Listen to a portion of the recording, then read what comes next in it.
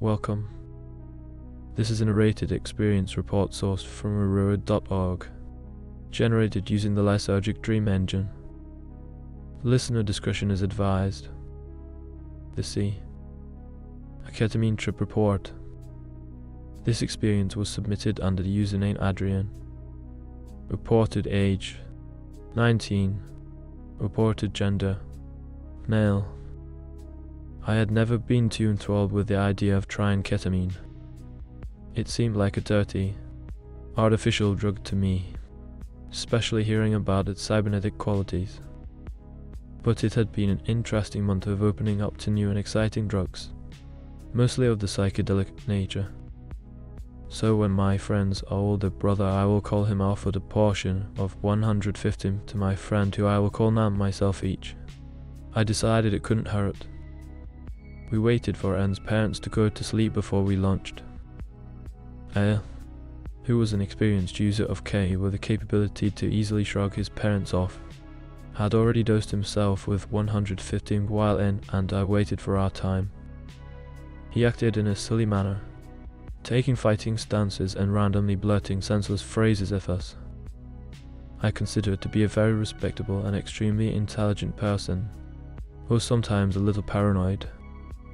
So seeing his eyes glassed over, babbling about Planet Pop-Tart, I was of the mind that ketamine was not going to be a favorite and was definitely nothing more than recreational. The drugs I consider valuable are always the ones that can be used to make discoveries, personal, expansive, spiritual, and others of that nature. After I had come down, we all had a talk regarding the lunch. We came to realize N might have a coming drug test and this could trigger for PCP, so he dropped out of the launch. We had also been amphetamine being all day, so I had waited for my heart rate to drop below 110 resting before I could begin. My initial plan was to only take an iron shot of 25 to get a taste for K and save the other 125 for a future launch with N. I showed us how to prepare the shots, then injected me while we sat around in the basement lounge. I didn't feel anything after about 3 minutes of sitting around, so I stood up to get the blood flowing.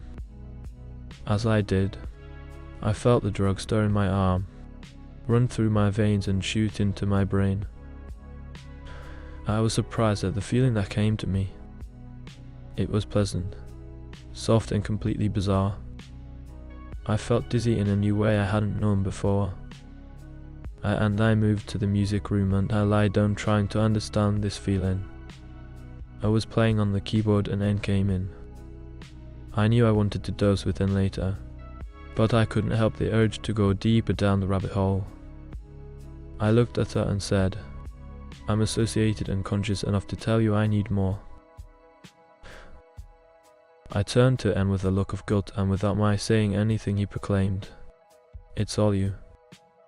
Do what you need to do." After a brief consideration for my boosted dose, I decided to inject me with another 65 mg. This would almost definitely put a first-time user in the depths of the K-hole and would leave me another 6 to work with for N and I's future trip.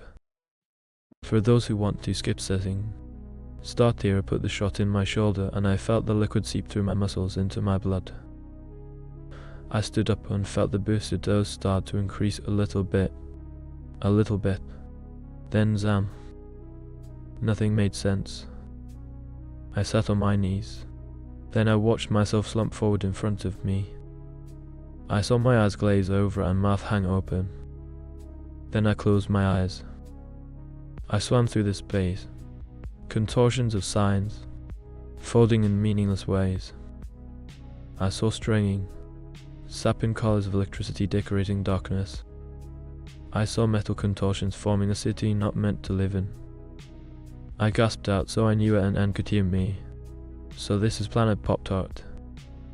Suddenly I realized I was in a sea of randomized consciousness. I didn't match the thought one could have in this reality. I shouted out again, "Ugh, this is not Planet Pop-Tart." I swam up, reached the surface, opened my eyes and saw N sitting at the drums, looking at me. I reached for him, imploring him to take my hand and come with me into the ocean. He looked at me to say he couldn't, but I took it as rejection, so I remorsefully splashed back into the sea. Then something called me without words. It told me to stand up, and I did. This surprised both Her and Anne. They asked me how I was, and I whispered, "Amazing." I had just taken another 65 and I felt him become more present to me, even without realizing he had taken it. He told me he was following me and asked me what we should do, and I reflected. I have a multiple personality, as delusional as that might sound, who was developed through the years of solitude I spent with abusive family members during my summers away from boarding school. He is best decried as demonic, and happily had made an appearance a couple of weeks prior during an acid trip in which he scared away a lot of my friends and girlfriend. It was then he spoke for me to tell her we must destroy. I realized he didn't speak with his usual energy of conviction. He was caught in the drug as well, and was desperately trying to assert himself in this foreign situation. I and were familiar with him and became uneasy for a moment, but I knew that I was in control regardless at the moment and brushed it off. It told me we were moving through time, and as he spoke the words I physically felt the room take on velocity. Then began the most spiritual experience of my life. I heard my mother, deceased for a decade now, call me without words.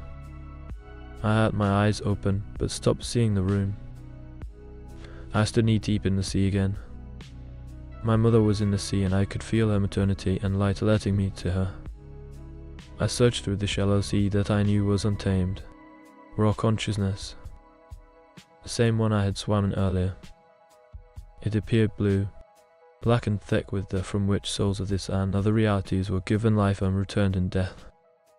The sky above me was a strange, dark shade of purple. It assured me that death was not bad, maybe even good depending on if I wanted to view it that way. I knew somewhere in here was my mother, and I wanted to physically hold her to me, even though I felt her stronger than I could physically already. Throughout this I apparently kept whispering "Mom," my mother and my mother's name. A picture came to my head like some sort of monument to the trip. I saw the sea and sky. In it, 3 oblong orbs stood. The center one was me, a grey void with the outline of myself in it. I faced a white, misty form which was my mother and her love, warmth and an association with death. Behind me stood a black masculine form, dark smoke enshrouding him. This was my altar, who was docile and numb and wake to this place. He represented life and the sadistic joy he loves and I love feeling through him.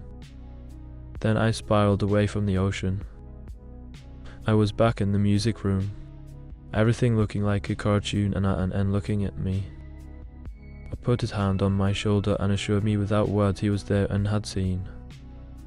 I had sensed him throughout like a small fish swimming around me, but had been too caught up in my quest to care. I sat down in my altar and I argued aloud about something I forget, then went away like he always does when I'm sober and not in emotionally insane circumstances. I looked up after this tour and said in a broken voice, "May I finish my allotted dose, please?" I had warned us after 45 minutes. Dosing became almost useless because of how weak the effects would be compared to the initial dose. He was prepared to redose me when it got my attention and said, "It's been past 45 minutes. It's been about an hour and 15. This surprised me a great deal. I had felt it had been an eternity while I swam in the sea, but in retrospect it felt like no more than 2 or 3 minutes. I quickly declined the coming dose and decided to wait to make more use of it later. I congratulated me on the gift of an experience I had. I spent a good time quietly reviewing what just happened in my head, trying hard to not systemize it the way the human brain would want to. I knew it hadn't had a purpose and that place could not make sense to the minds of this reality.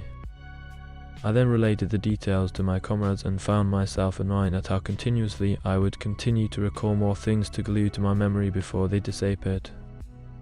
Tonight, almost a week later, N and I are about to ask her if he will dose us.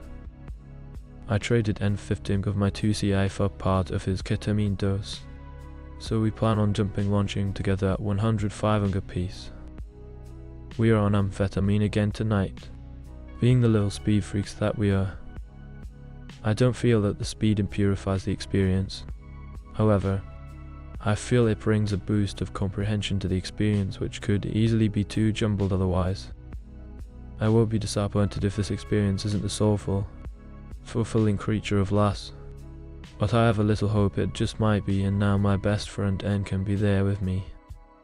Thank you for listening.